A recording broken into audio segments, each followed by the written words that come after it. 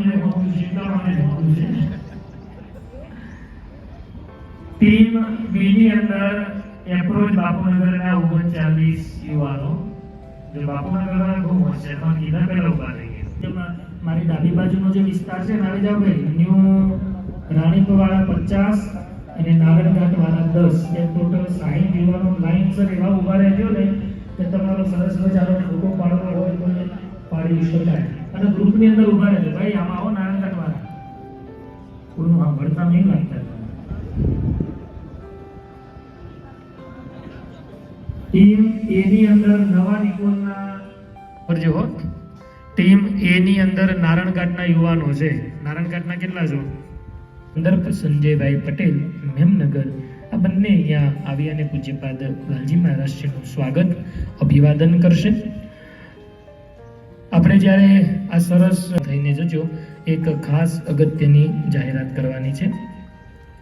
બોલો નર નારાયણ દેવની જય, શ્રી સ્વામિનારાયણ ભગવાનની જય. આયોજનો શેના માટે હોય છે? એક નાનકડી એવી વાત કરી લઉં, પછી પૂજ્યપાદ લાલજી મહારાજશ્રીના પણ આપણે બધાએ આશીર્વાદ મેળવવાના છે ને આઉટડોર ગેમો પણ આપણે રમવાની છે, પ્રસાદ પણ લેવાનો છે. પૂજ્યપાદ લાલજી મહારાજશ્રી સાથે આપણે ફેસ ટુ ફેસ બેસી અને આપણે પૂજ્યપાદ લાલજી મહારાજશ્રી સાથે વાત પણ કરવાની છે.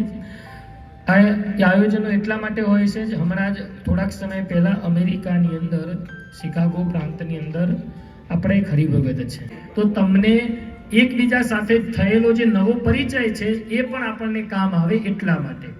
અને જેટલો તમે પરિચય વધારો, જેટલા સંબંધો વધારો, એટલા તમને કામમાં આવે. જુઓ, હમણાં જ ભાઈશ્રી આપણને બહુ સરસ વાત કરી ટેકનોલોજીની, પણ આ ટેકનોલોજીમાં છે ને મોબાઈલ એક એવું સાધન છે, જો આનો સદુપયોગ કરો તો બધું જ થાય, દુરુપયોગ કરો તો બધું નાશ પણ પામે. મોબાઈલ ખૂબ આનંદ થાય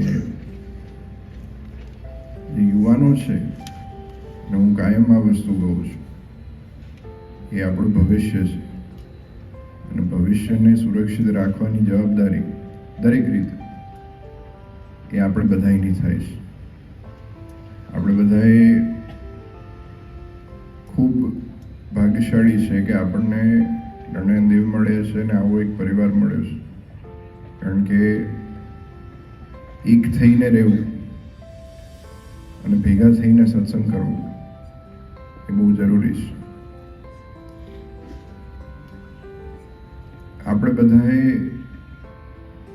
પોતપોતાના વિસ્તારમાં, પોતપોતાના મંદિરમાં પોતાની શક્તિ પ્રમાણે, પોતાની સમજણને આવડત પ્રમાણે સત્સંગ કરતા હોઈએ છીએ. જે નાનું મોટું આપણાથી સત્સંગના કાર્ય થઈ શકતા હોય એ કરતા હોઈએ છીએ. પણ થોડીક મહેનત વધારવાની યુવાનોને જરૂર છે. આટલામાં થઈ જશે કે આટલામાં ચાલી જશે એવું નહીં. શનિવારે સભા કરી દીધી, રવિવારે સભા કરી દીધી, ભેગા થઈ ગયા, પ્રસાદ લઈ લીધો, એમાં પતિ નથી જતું. એ માનસિકતા દૂર કરવાની જરૂર છે.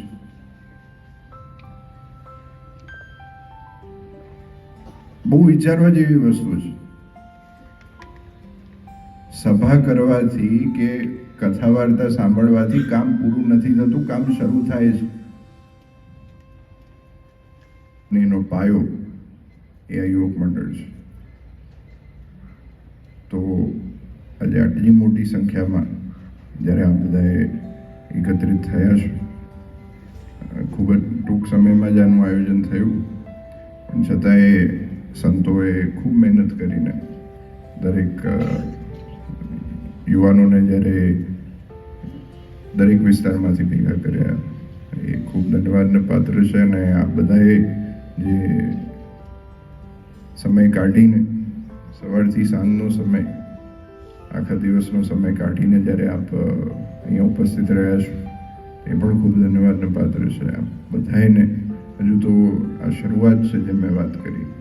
જો અનેક શિબિરોનું આવું આયોજન આપણે સમયાંતરે વિસ્તાર પ્રમાણે બધા વિસ્તારની ભેગી શિબિરો પણ બાળ મંડળ અને યુવક મંડળની પણ જરૂર છે.